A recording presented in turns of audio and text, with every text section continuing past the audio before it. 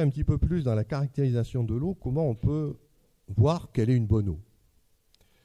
Pour ça, il y a un paramètre que je vous invite à bien voir chaque fois que vous achetez une bouteille. Pour le moment, je reste encore dans l'eau en bouteille. Parce qu'il y en a quand même 3/4 des Français qui achètent de l'eau en bouteille. Donc, autant qu'ils le sachent. Ça s'appelle le résidu à sec.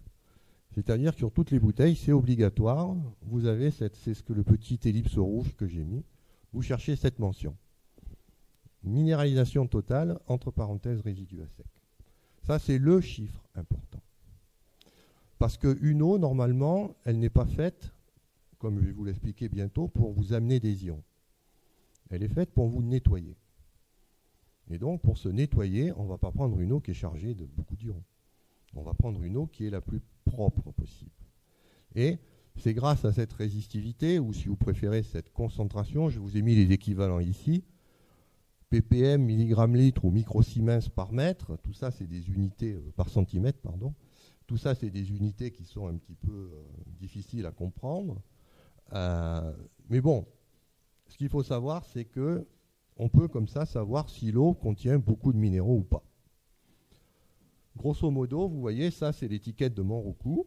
Mais il y a d'autres bouteilles, on pourra les analyser tout à l'heure si vous voulez ensemble pour qu'on voit un petit peu. Vous voyez qu'au Monroucou, on est à 25. Et s'il y a un chiffre que je voudrais que vous reteniez, c'est 100. C'est-à-dire que pour moi, une bonne eau est bonne jusqu'à 100 mg litre de résidu à sec. Jusque-là, c'est une eau qui vous nettoie. C'est une eau que vous pouvez boire tout le temps sans restriction. Ce n'est pas une eau de médicament, ce n'est pas une eau minérale au sens de l'Académie de médecine. Et donc c'est facile parce que maintenant, vous savez, moi la première fois qu'avant, j'étais comme vous, je ne savais pas ce que c'était l'eau. Donc quand j'allais sur les supermarchés, je voulais acheter de l'eau en bouteille, je me dis, qu'est-ce que je vais prendre? Tellement de produits. Là, maintenant c'est facile. Vous regardez le résidu à sec. Parce qu'il a toutes, elles sont au-dessus de 100. Quand vous en trouvez une qui est en dessous de 100, 9 fois sur 10, vous allez avoir une rupture de stock. Donc, vous sautez sur le pack. Tout de suite. 100 mg, c'est la valeur qui est... Tout ce qui est en dessous de 100 est bon. Voilà un petit tableau un petit peu plus précis. Soit on raisonne en conductivité, soit en résistivité. Donc on a ce qu'on appelle l'eau déminéralisée, c'est l'eau de laboratoire. Normalement, je vous déconseille de la boire. Ensuite, donc, on a l'eau pure, c'est jusqu'à 20 microsiemens par centimètre. Après l'eau douce, l'eau dure, l'eau minérale et l'eau de mer, vous voyez que la résistivité s'effondre ou que la conductivité augmente. Ça veut dire qu'il y a de plus en plus de choses dissoutes dans l'eau. Et plus il y a de choses dissoutes dans l'eau, moins c'est une eau qui peut vous nettoyer. Parce qu'elle est encombrée de tous ces minéraux et que l'eau elle est occupée à s'occuper des minéraux et ne s'occupe pas de toutes vos toxines qu'il faut éliminer.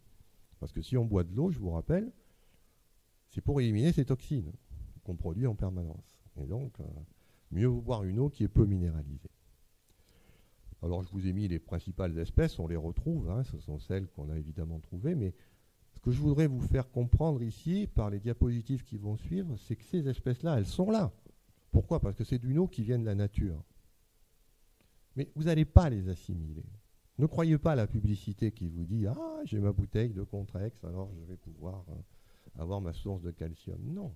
Je vais vous expliquer pourquoi vous ne pouvez pas les assimiler. La raison, elle est là. C'est que toutes les cellules ont ce qu'on appelle une membrane lipidique. C'est-à-dire que quand vous voulez rentrer dans une cellule, il faut traverser une membrane.